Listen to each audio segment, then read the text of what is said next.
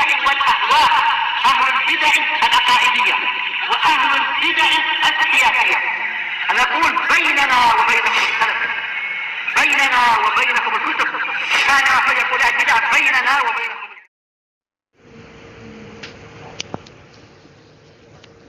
Bismillahirrahmanirrahim. Alhamdulillahilladzi arsala rasulahu bil huda wa dinil haq liyudhhirahu 'alad dini kullihi wa kafaa billahi shahida. Wa ashhadu an la ilaha illallah wahdahu la syarika lah iqraran bihi wa tauhida. Wa ashhadu anna Muhammadan 'abduhu wa rasuluh sallallahu alaihi wa ala alihi wa sallama tasliman mazida la nabiyya ba'dah. Ikhwani fid din, azzani wa azakumullah. Kita lanjutkan bacaan kita terhadap kitab At-Tafsir Al-Muyassar, yaitu tafsir Al-Qur'an berdasarkan penafsiran Ahlus Sunnah wal Jamaah yang kosong daripada tahrifat serta ta'wilat atau penyelewengan-penyelewengan yang sesat yang dikumpulkan oleh segenap para ulama, kemudian diberi rekomendasi oleh Syekh Shalih bin Abdul Aziz Al-Syekh asbahumullah. Ikhwani fid din, azani wa azakumullah. Perhatikan baik-baik. Nah, barakallahu fikum.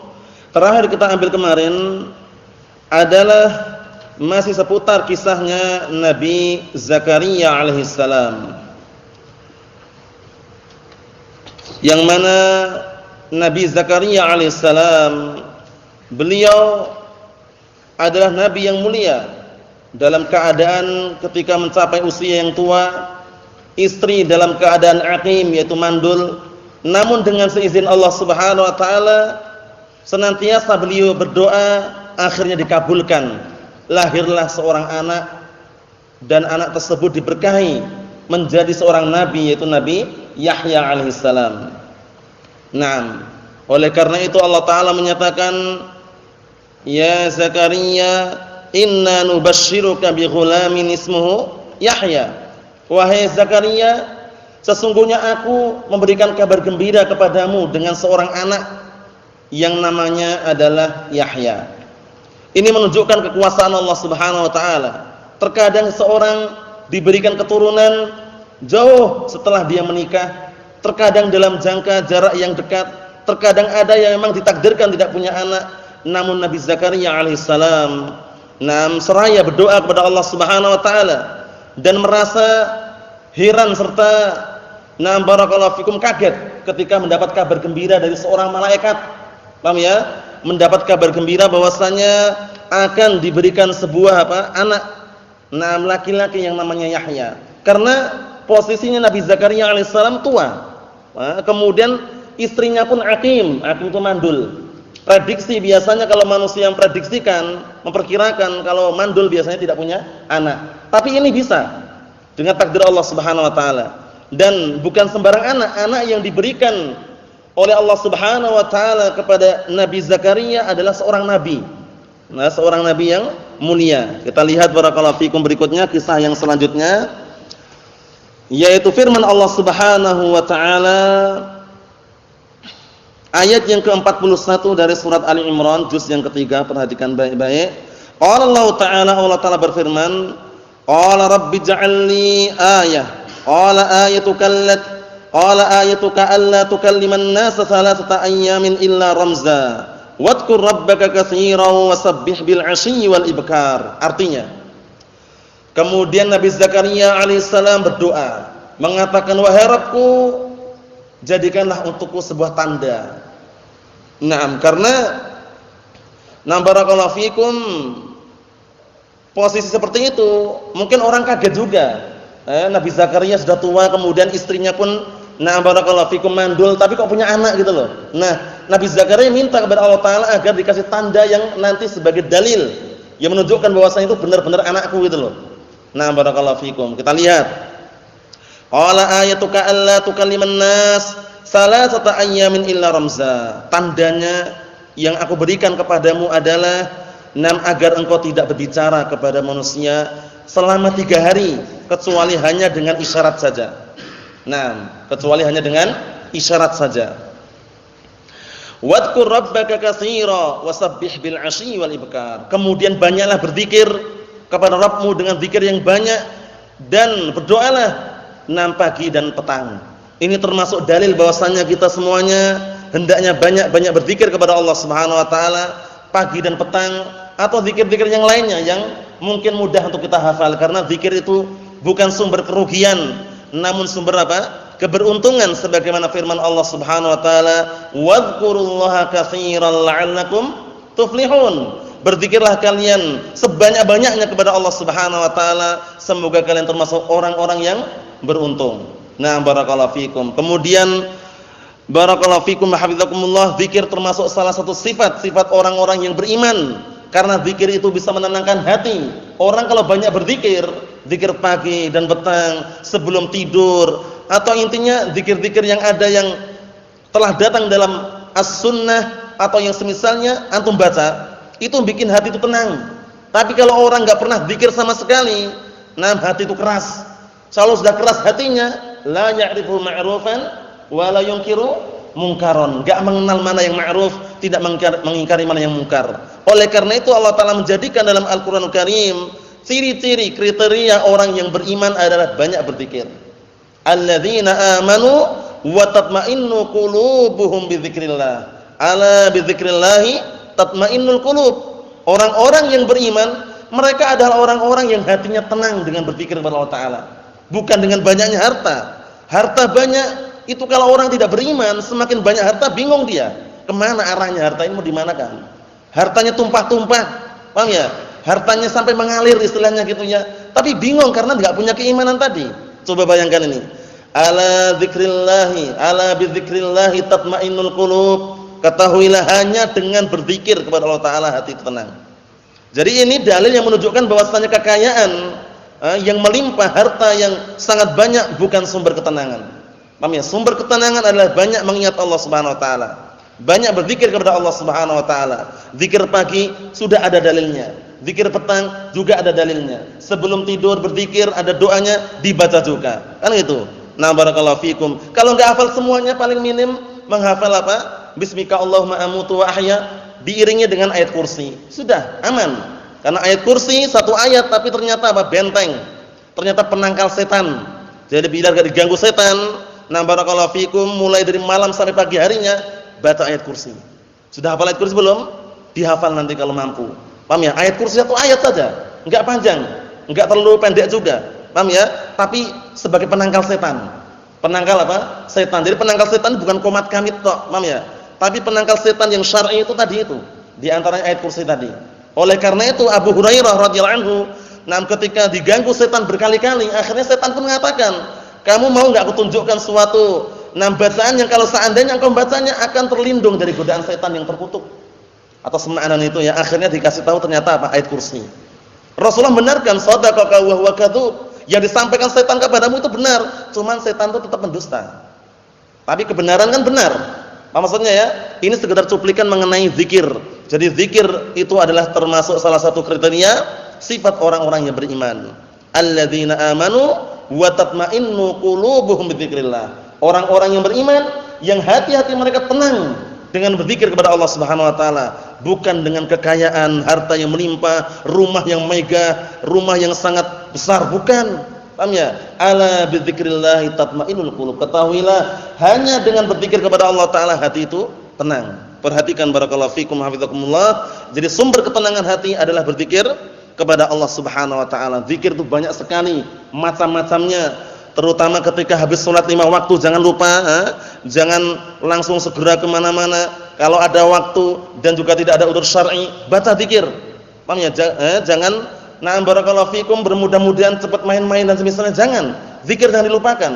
Kalau belum hafal semuanya, paling minim atau menghafal subhanallah 33 kali, alhamdulillah 33 kali, Allahu akbar 33 kali. Cukup bagi yang belum mampu. Adapun di sana zikir-zikir yang panjang memang ada. Cuman paling minim baca zikir. Paham ya? Baca zikir ya. Antum hafal alhamdulillah, hafal? Hafal enggak alhamdulillah? Mudah. Subhanallah hafal antum? Mudah dibaca. Subhanallah 33 kali. Setelah itu alhamdulillah 33 kali. Setelah itu Allahu akbar 33 kali. Setelah itu mau sholat sunat silahkan. Bagi yang belum mampu zikir-zikir yang lainnya gitu. Tapi yang jelas jangan sampai kosong dari zikir. Karena zikir itu sumber ketenangan. Coba antum habis salat 5 waktu duduk kemudian menenangkan sejenak hati-hati kita dan kalian semuanya berzikir. Subhanallah, subhanallah.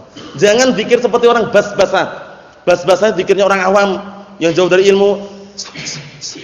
Suaranya kadang-kadang cepet banget, enggak tahu yang dibaca apa. Paham ya? Terkadang apalagi bawa semacam kayak kelereng kecil itu apa namanya? Masbah tasbih. Buatannya cepat sekali, enggak tahu apa yang dibaca. Muternya cepat sekali gini. Yang pakai tanganmu juga cepat sekali, baca apa? Santai aja. Paham ya? Santai, cuman 33 tambah 33 tambah 33 digenapi 1 menjadi 100. Apa yang untuk menggenapi itu? La ilaha illallah wahdahu la syarikalah lahul mulku wa lahul hamdu wa huwa 'ala kulli syai'in qadir 100. Santai aja. Subhanallah, subhanallah, subhanallah, subhanallah, subhanallah. Atau dengan ruas-ruas jari enggak masalah. Subhanallah, subhanallah, subhanallah. 33 kali. Paham ya? Jangan cepat sekali gini enggak tahu baca apa. Paham ya? Itu ditanbih oleh Syekh Al-Albani rahimahullah bahwasanya jangan sampai kita di dalam berzikir pun juga sembarangan, tapi benar-benar dihitung. 33 kali, 33 kali, 33 kali. Santai aja. Subhanallah, subhanallah, subhanallah. Karena apa? Biar terlatih. Karena zikir itu bukan berarti cuman istilahnya sekedar ucapan. Zikir itu adalah apa? Keterikatan hati kita kepada Allah Subhanahu wa taala, mengingat Allah Subhanahu wa taala, ala bizikrillah tatmainnul qulub. Ketahuilah hanya dengan berzikir kepada Allah taala hati itu akan tenang. Kita kembali kepada kisahnya Zakaria alaihissalam. Jadi Zakaria alaihissalam ketika meminta kepada Allah Subhanahu wa taala agar diberikan sebuah tanda yang nanti sebagai dalil kalau orang nanya gitu loh, itu benar-benar anakku atau bukan. Nah, barakallahu fikum, nanti akan diberikan apa? Akan diberikan tandanya adalah engkau tidak mengajak bicara manusia, mampu untuk tidak mengajak bicara manusia 3 hari kecuali dengan isyarat saja. Nah, kita lihat. Qala al-mufassirun asbahumullah. Qala Zakaria, "Rabbi ja'alni 'alamatan astadillu biha 'ala wujudil walad minni." Zakaria berkata, "Wahai Rabbku, jadikanlah untukku sebuah tanda." Perhatikan baik-baik. Yang tanda tersebut akan aku jadikan dalil yang menunjukkan atas adanya anak tersebut dariku. Jadi anak itu benar-benar dariku. Karena orang mungkin mengira bagaimana mungkin Zakaria sudah tua gitu istilahnya. Kemudian istrinya pun mandul tapi kok punya anak. Nah, meminta Zakaria alaihissalam kepada Allah Subhanahu wa taala. Kita lihat, liyahsulal lisurur wal istibsyar. Agar terwujudkan untukku sebuah kebahagiaan dan kesenangan, senang dan bahagia. Qala alamatuka allati talabtaha, tanda yang akan diberikan kepadamu yang engkau telah memintanya, alla tastati'al tahaddus ilan nasi salasa ayyam illa bi isyaratin ilaihim, yaitu hendaknya barakallahu fikum engkau tidak mengijak bicara manusia selama 3 hari kecuali dengan isyarat saja. Nah, barakallahu fikum. Yang disebutkan seperti itu ya, yang jelas isyarat bicara itu kan ada saja ya. Nah, barakallahu fikum. Ma'annaka sawiyyun sahih, padahal dalam keadaan Nabi Zakaria itu orangnya sehat dan sempurna. Coba kalau orang sehat dan sempurna itu kan bisa dikatakan kalau orangnya enggak tahan, itu kan tetap bicara gitu loh. Tapi ini diperintahkan agar tidak berbicara. Selama 3 hari kecuali dengan isyarat. Kan bisa dikatakan ujian itu ya, bisa dikatakan ujian. Kalau antum atau kita orang yang normal kemudian sehat dan sempurna, kita enggak tahan 3 hari enggak bicara. Paham ya? Kalau dengan isyarat biasanya ya mesti terlupakan. Paham ya? Karena ya tabiatnya aslinya bicara gitu loh. Kita lihat, nah barakallahu fikum, wa fi hadil muddah aksir min dzikri rabbik. Tapi dalam jarak atau jangka 3 hari ini perbanyaklah mengingat Rabbmu. Perbanyaklah berzikir kepada Rabbmu. Tidak bicara dengan manusia tidak masalah, tapi perbanyaklah berzikir kepada Rabbmu. Nah, wasallilahu, dan berdoalah kepadanya. Karena sholli ini maknanya terkadang salat itu maknanya doa, terkadang salat itu maknanya yang diawali dengan takbiratul ihram, kemudian yang diakhiri dengan salam. Karena salat itu memiliki 2 makna, salat secara bahasa, salat secara istilah. Salat secara bahasa itu artinya doa. Paham ya? Nah, barakallahu fikum, salat secara bahasa artinya apa? Doa. Shallu alaihi wa sallimu taslima, itu bukan salat gini, doakanlah. Paham ya? Karena salat terkadang maknanya doa. Paham ya? Nah, barakallahu fikum seperti itu. Naam. Kemudian salat yang secara istilah itu Gerakan yang khusus di waktu yang khusus dengan bacaan khusus, diawali dengan takbiratul ihram, diakhiri dengan apa? Salam. Paham itu ya? Nah, barakallahu fikum. Jadi shalli lahu, maksudnya berdoalah kepadanya. Awakhiran nahar wa awailahu. Nah, berdoalah kepadanya di awal siang dan di akhir siang. Maksudnya apa? Maksudnya pagi dan petang. Oleh karena itu para ulama telah mengumpulkan adzkar sabah wal masa. Zikir pagi dan petang dan sore. Itu jangan terluputkan. Nah, barakallahu fikum, kalau misalkan ada tulisannya, nah dihafal walaupun sedikit, enggak harus banyak, enggak masalah. Yang penting ada bacaan, zikir petang, sebelum matahari terbenam, zikir pagi, nah barakallahu fikum sebelum terbitnya matahari, setelah apa? Mungkin setelah barakallahu fikum habis salat subuh atau setelahnya. Nah barakallahu fikum. Kalau terluputkan boleh ditunda nanti, enggak masalah. Yang penting masih di pagi hari. Nah, yang jelas zikir itu paling penting untuk apa? Untuk menenangkan hati. Kalau antum enggak percaya, buktikan sendiri. Kalau banyak-banyak berzikir, tenang hati itu. Nah, walaupun enggak punya uang atau uang sedikit, tapi lebih banyak berzikir, dalam artian ingat kepada Allah Taala, tenang. Nah, barakallahu fikum. Karena banyak yang mencoba barakallahu fikum. Tapi kalau orang yang hartanya banyak melimpah tapi dia tidak punya keimanan, enggak pernah ingat kepada Allah Taala, enggak tenang. Bingung mau taruh mana uangnya. Paham ya? Seperti itu. Allahul musta'an, sallallahu as-salamatul afiyah. Kita lihat kisah berikutnya lagi. Qala Allah Ta'ala berfirman, wa id qalatil malaikatu ya Maryam innallaha astafaki wa tahharaki wastafaki 'ala nisa'il 'alamin. Perhatikan baik-baik ketika malaikat berkata kepada Maryam alaihas salam, anak dari siapa? Rajulun saleh siapa? Imran. Karena surat ini surat Ali Imran, keluarganya Imran. Keluarganya Imran. Istrinya Imran pun berdoa juga, istrinya Imran berdoa agar diberikan seorang anak lelaki yang bisa menjadi pelayan dan pembantu di Baitul Maqdis. Tapi ternyata ditakdirkan yang lahir anak perempuan, yaitu Maryam alaihas salam. Tapi di balik itu semuanya hikmah dan kebijaksanaan Allah Subhanahu wa taala, lahirlah seorang anak laki-laki, yaitu Isa alaihis salam. Zakaria yang waktu itu posisinya sebagai penjaga dan penanggung jawab, barakallahu fikum, Maryam alaihis salam, ketika melihat Maryam di tempat ibadahnya kok tiba-tiba datang rezeki yang sangat melimpah dan banyak, tanya, dari mana ini rezekinya wahai Maryam? Maryam menjawabnya, dari Allah Subhanahu wa taala. Akhirnya tertariklah Nabi Zakaria untuk berdoa juga. Berdoa kepada Allah Ta'ala agar diberikan keturunan seorang anak. Dalam keadaan posisi Zakaria alaihissalam sudah tua umurnya, istrinya mandul. Tapi Allah Ta'ala tidak menyanyiakan doanya, dikabulkan. Lahirlah seorang anak namanya Yahya. Ya Zakaria, inna nubasyshiruka bi ghulamin ismuhu Yahya. Wahai Zakaria, sesungguhnya kami telah berikan kabar gembira kepadamu dengan lahirnya seorang anak yang namanya siapa? Yahya. Kita lihat barakallahu fikum. Wa id qalatil malaikatu, ketika malaikat berkata, ya Maryam, wahai Maryam, innallaha astafaki wa tahharaki, sesungguhnya Allah Subhanahu wa taala telah memilihmu dan mensucikanmu, wastafaki 'ala nisa'il 'alamin, dan memilihmu, barakallahu fikum, memilihmu daripada para wanita yang ada di alam ini. Waktu itu ya, barakallahu fikum, maksudnya dia wanita pilihan yang dipilih oleh Allah Subhanahu wa taala di zamannya. Wanita banyak, cuman yang dipilih adalah Maryam alaihas salam. Kita lihat tafsirannya.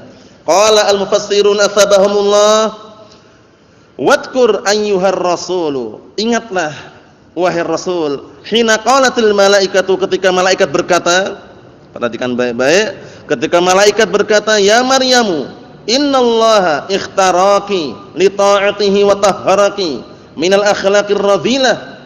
Wahai Maryam, sesungguhnya Allah Ta'ala memilihmu untuk engkau mentaatinya dan mensucikanmu dari akhlak-akhlak yang rendahan.